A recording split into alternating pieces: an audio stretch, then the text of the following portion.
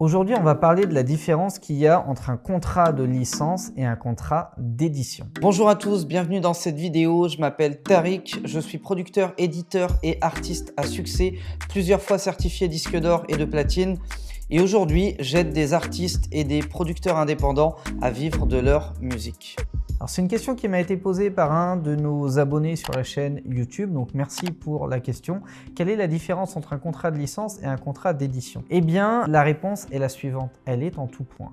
C'est comme si tu me demandais quelle est la différence entre un homme et une femme. Elle est en tout point. Foncièrement, un contrat est un contrat, un être humain est un être humain, mais un homme a plein de spécificités, une femme en a plein d'autres. Eh bien, un contrat de licence, c'est une chose, un contrat d'édition, c'en est une autre. Pour aller dans les grandes lignes, le contrat de licence va lier un artiste indépendant ou un producteur indépendant avec une structure, ça peut être un label, ça peut être un média, ça peut être une maison de disques, ça peut même être un distributeur. Et en gros, l'idée, c'est que le producteur ou l'artiste en autoprod va amener un projet fini, donc ce qu'on va appeler un master, et il va l'amener en licence à une structure plus grosse qui va se charger du développement, donc de la commercialisation. Donc c'est la structure plus grosse qui va investir dans des attachés de presse, dans des supports comme des clips, des visuels, des choses comme ça, qui va mettre en place des budgets promo, qui va mettre en place les mécanismes de commercialisation et qui, pour avoir le droit d'utiliser, de commercialiser, de gagner de l'argent avec le master, va reverser entre guillemets des royalties,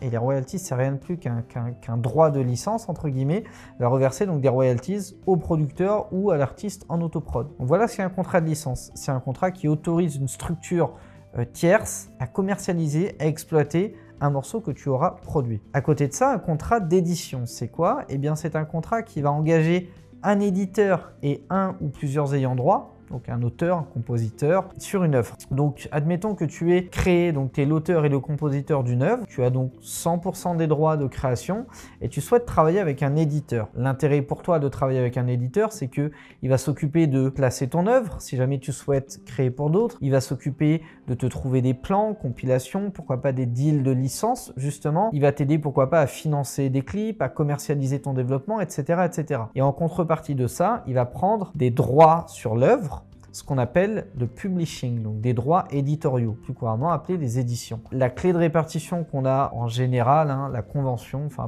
moyenne entre guillemets, fait que l'éditeur va prendre 50% des droits mécaniques et le créateur, donc les créateurs, 50%.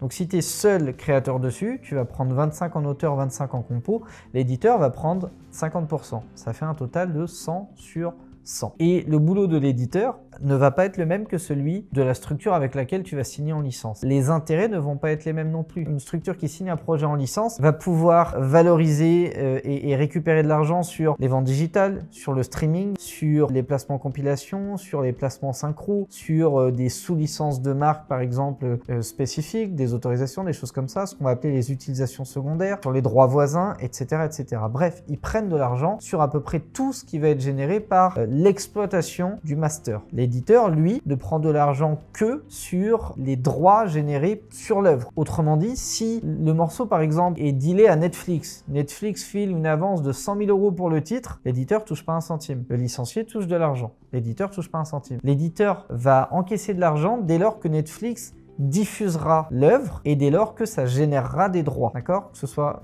bien dit. Vous pouvez très bien signer un album en maison de disque et qu'il sorte jamais, ou qui sortent mais qu'ils ne marchent pas. Si vous signez un album en maison de disque à travers un contrat de licence et que vous prenez une avance de 50 000 ou de 100 000 € pour faire rêver tout le monde, eh bien la licence a un intérêt pour vous. Et le licencié, lui, s'il n'arrive pas à rentrer dans ses frais, entre guillemets, il perd cette somme-là. L'éditeur, pendant ce temps-là, même si vous avez perçu 100 000 €, il ne touche pas un centime. Votre compte SACEM, il n'est pas plus crédité parce que vous avez signé une licence. À l'inverse, même sans avoir signé de licence, si vous avez un titre qui se retrouve placé sur le dernier film de Luc Besson qui fait le tour du monde et qui génère 100 000 € de droits, l'éditeur va prendre 50% dessus, le licencié derrière ne touchera pas un centime. D'accord? Que ce soit clair. Évidemment, les deux sont liés. Quand un titre marche, il va générer des droits voisins, il va générer des ventes, il va générer des flux streaming, il va générer de la synchro, du placement compile, etc., etc., en plus de générer des droits d'auteur et notamment des éditions. mais c'est deux métiers qui sont complètement différents, c'est deux acteurs qui sont complètement différents et c'est deux deals qui sont différents et deux formes de contrats qui sont complètement différentes. Voilà pour ma réponse à cette question. Je vais bien sûr beaucoup plus loin dans la formation PIS puisqu'on a un module spécifique